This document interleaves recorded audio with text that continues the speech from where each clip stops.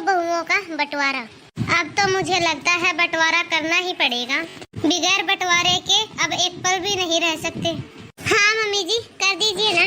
हाँ हाँ मम्मी जी, बंटवारा कर ही दीजिए अब तो। मीरा अपने दोनों बेटों की शादी को लेकर बहुत खुश रहती है। मेरे दोनों बेटों की शादी हो जाए फिर तो मैं बस आराम करूंगी। बच्चों की किलकारियां सुनने के लिए मेरे कान तरस रहे हैं। मीरा अपने दोनों बेटों की शादी राजीव और पीयूष की शादी बरखा और विनीता के साथ कर देती है। कुछ दिनों तक तो सब कुछ ठीक चलता है। एक रोज बरखा और विनीता एक शादी में जाती है। विनीता अकेले ही तोहफा वेडिंग कपल को दे देती है।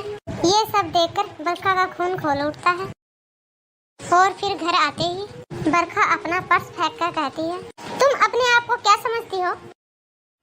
क्या हुआ दीदी, आप ऐसे क्यों बात कर रही हो? अच्छा, मैं बड़ी हूँ तुमसे, तो तुमने ऐसे ही अकेले कैसे गिफ्ट दे दिया उसको? मेरी कोई इज्जत है कि नहीं? जेठानी के सामने देवरानी बड़ी बन गई, वाह जी वाह। ये क्या आप कुछ भी बोले जा रही हो? आप ही लोगों के सामने मुझे पराया दिखाती हो। मैं क्या कभी कुछ बोलती हूँ आपको? पर अब मुझे लग रहा है कि आप रिश्ता रखने के लायक ही नहीं हो। अरे जा जा, तुझसे रिश्ता रखना भी कौन चाहता है? दोनों में बातचीत बंद हो जाती है और दिन जैसे जैसे बीतने लग जाते हैं उनके रिश्तों में कड़वाहट उतनी ही बढ़ने लग जाती है। एक रोज विनीता को नहाने में लेट हो जाता है, लेकिन इधर बरखा राजीव को नाश्ता दे देती है लेकिन पीयूष को नहीं देती और पीयूष भूखा ही ऑफिस चला जाता है। ये बात जब विनीता को पता लगती है कि उसका पति भूखा ही ऑफिस चला गया है तो वह बरखा के कमरे में जाकर फूट पड़ती है। मम्मी जी, नहीं रहना मुझे दीदी के साथ। उनकी तरह व्यवहार तो कोई दुश्मन भी नहीं करता, दीदी की तरह तो कोई पराया भी नहीं करता। दीदी तो परायों से भी खराब है। ये सुनकर मीरा बरखा को आवाज लगाती है और उससे पूछती है, तो मम्मी जी आपको पता चल ही गया? आपको तो इसकी बातों पर भरोसा है। मैंने इसको हमेशा अपनी छोटी बहन समझा और जहाँ तक बात पराया की रही, इसने अपने मन में बैठा रखा है, उसका मैं क्या करूँ? मुझे लगता है कि बंटवारा करना ही होगा। हाँ मम्मी जी, बंटवारा कर दीजिए। हाँ हाँ, बंटवारा कर ही दीजिए अब तो। कल संडे है और राजीव पीयूष भी घर पर रहेंगे। उसके सामने फैसला होगा कि किसको क्या मिलेगा और किसे कौन सी जिम्मेदारी मिलेगी। बरखा और विनीता दोनों अपने अपने कमरों में चली जाती हैं और मीरा की आंखें भर आती हैं। क्या सोचा था मैंने और क्या हो गया?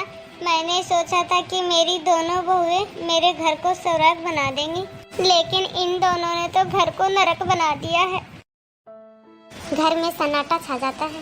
रात को राजीव और पीयूष घर की हालत देखकर बिगैर कुछ खाए पिए ही सो जाते हैं। उधर मीरा चिंता के मारे पूरी रात सो नहीं पाती है।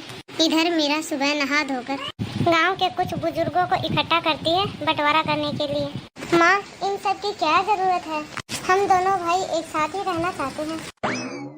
हाँ माँ, भैया सही कह रहे हैं, हम दोनों भाई एक साथ ही रहेंगे। पिताजी के चले जाने के बाद बड़े भैया ने मुझे कभी भी पिताजी की कमी महसूस नहीं होने दी, तो मैं इस राम जैसे भाई से कैसे अलग रह सकता हूँ? मेरे बच्चों, मेरे घर की सुख शांति के लिए ये बहुत जरूरी है। मुझे पता है कि तुम दोनों एक दूसरे के बिना अधूरे हो, लेकिन रोज रोज के कलेश के आगे ये सब करना जरूरी है बेटा। अब समय आ गया है कि मैं इस घर और प्रॉपर्टी का आधा आधा हिस्सा कर दूं। मीरा बहन, प्रॉपर्टी का आधा आधा हिस्सा कर दोगी तो तुम्हारा क्या होगा? तुम किसके पास रहोगी? ऐसा ना हो कि एक वक्त के बाद तुम भी इन लोगों के लिए बोझ हो जाओ। मीरा बहन, हम तुम्हारे साथ गलत नहीं होने देंगे, इसलिए तुम्हारी प्रॉपर्टी के साथ साथ तुम्हारी जिम्मेदारी और काम का भी बंटवारा होगा। ये सुनकर बरखा और विनीता का मुंह लटक जाता है। राजीव और पीयूष मुंह झुकाकर खड़े रहते हैं। हमारे पुश्तैनी मकान बरखा को दे दो और पुश्तैनी जेवर विनीता को दे दो। ये सुनकर विनीता की आंखें टिमटिमाने लगती हैं और वो झट से कहती है, वाह भाई वाह, बड़ी है दीदी, तो सब कुछ इन्हीं को दे दो। ये कहाँ का दस्तूर है?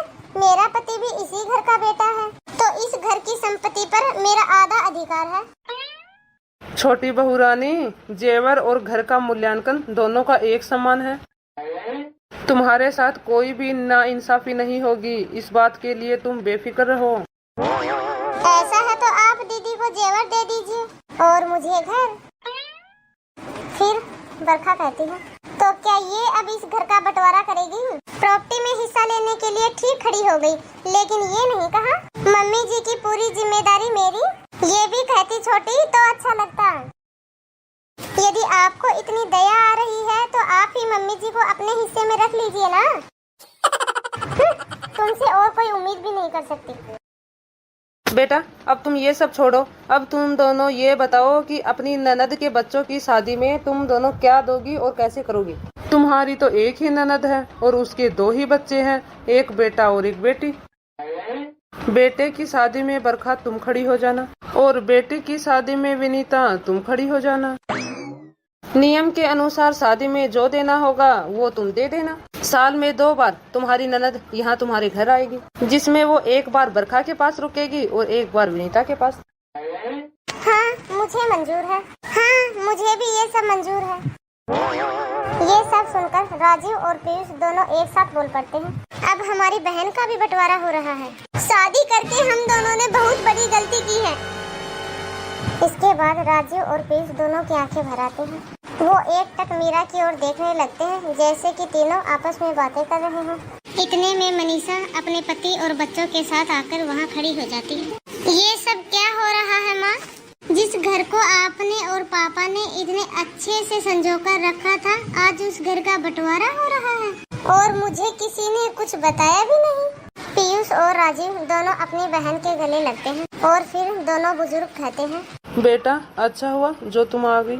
इस समय तुम्हारा यहाँ होना जरूरी है, क्योंकि तुम भी इस घर का एक महत्वपूर्ण हिस्सा हो। मीरा बहन, मुझे लगता है कि अब हमें ये सब कल करना चाहिए, क्योंकि मनीषा बिटिया को भी तुमसे बात करने का मौका मिल जाए। दोनों आदमी मीरा के घर से चले जाते हैं। बंटवारा कैसे होता है अब ये हम देखेंगे अगले भाग में।